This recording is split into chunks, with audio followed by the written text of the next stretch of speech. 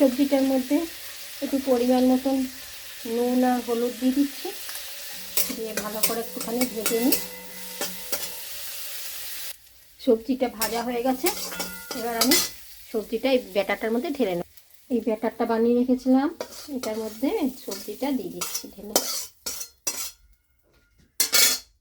এবার একটুখানি এতে, সবজিটাতে তো নুন দিয়েছিলাম ভাজার সময়, তাও এতে দই দেওয়া আছে, তাই জন্য একটুখানি নুন দিয়ে দিচ্ছি, আর অল্প একটুখানি হলুদ দিয়ে দিলাম, আর দেবে একটুখানি খাবার সোডা, বুঝলে, একটুখানি 1 চিমটি খাবার সোডা একটুখানি দিয়ে দিলাম।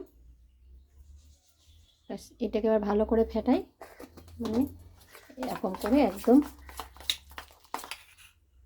এদিকে আবার তাওয়া বসিয়ে দিলাম, তাওয়াটা গরম হোক, ওর মধ্যে দেবো একটুখানি সাদা তেল, অল্প একটু সাদা তেল দিয়ে দিচ্ছি। তেলও গরম হয়ে গেছে, তাওয়াও গরম হয়ে গেছে, এবার আমি ব্যাটারটা একটু একটু করে দিচ্ছি। হ্যাঁ, এখন ছোট ছোট গোল গোল করে করি, তোমরা চাইলেই বড় বড় করতে পারো, আর তোমরা চাইলে পেঁয়াজ দিতে পারো। আমার যেহেতু আজকে শনিবার নিরামিষ, তাই জন্য পেঁয়াজ দিলাম না। এবার আঁচ একদম কমিয়ে রেখেছি, একটু ঢাকা দেওয়া থাক।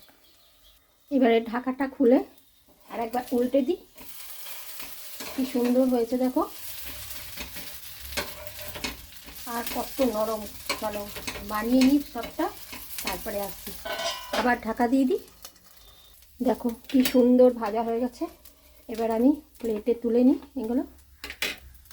আর এর সঙ্গে নিয়েছি, এটা হচ্ছে সাম্বার চাটনি। তো কেমন হলো আজকের আমার টিফিনটা জানিও। হ্যাঁ, আমি তো জানি তোমরা দেখে বলবে দিদিভাই খুব সুন্দর হয়েছে, তো আমি একবার খেয়ে দেখি কেমন হয়েছে। ঘেমে গেলাম দেখো, বাপরে গরম লাগছে কি। এই চাটনিটা সেই বানিয়েছিলাম, ধোসা বানিয়েছিলাম, তো আমার ফ্রিজে রাখাই থাকে।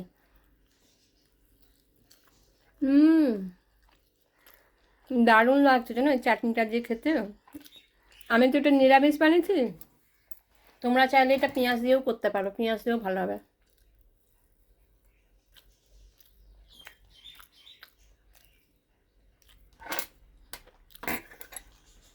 চলো এখন তবে রাখি, হ্যাঁ, ভিডিওটা আর বাড়াচ্ছি না।